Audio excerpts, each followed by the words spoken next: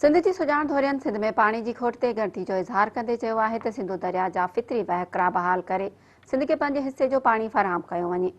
Hyderabad press club में जीअं सिंध क़ौमी पार्टी की मेज़बानी हेठि पानी कॉन्फ्रेंस मुनक़द कई वई आहे, जंहिंमें एसटीपी सरबराह डॉक्टर कादिर मक्सी, नवाज़ ज़ोर, डॉक्टर न्याज़ कालाणी, पुनल सारियो, अमीर आज़ाद पंवर, जान मोहम्मद जूणे जो एडवोकेट अब्दुल हकीम चांडियो ऐं ॿियनि शिरकत कई।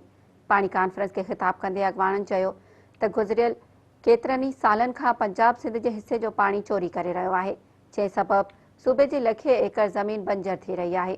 हुननि चयो त हिन वक़्तु पानी जी खोट सबबि सिंध सरापा एहतिजाज आहे, पर वफ़ाक़ हिन मामले जो को बि नोटिस नथी वठे।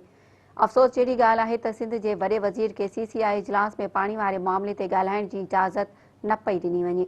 मुक़ररनि चयो त सिंध हुकूमत जी केतिरनि ई शिकायतुनि बावजूदि इरसा सिंध खे पंहिंजे हिस्से जो पाणी फराहम न करे रही आहे। सिंध में पानी खोट सबबि समुंड, ठटे ऐं बदीन ज़िले जे हज़ारे एकड़ ज़मीन गिड़काए रहियो आहे। पंजाब पंहिंजे हिस्से जा दरिया विकिणी छॾिया आहिनि। हाणे समूरो ज़ोर सिंधु दरिया जे पाणी ते आहे। हुननि चयो त पाणी सिंध जी ज़िंदगी ऐं मौत जो मसइलो आहे। इन लाइ वफ़ाक़ खे घुर्जे त सिंध खे पंहिंजे हिस्से जो पाणी फराहम करे, ॿी सूरत में सख़्तु एहतिजाज कयो वेंदो।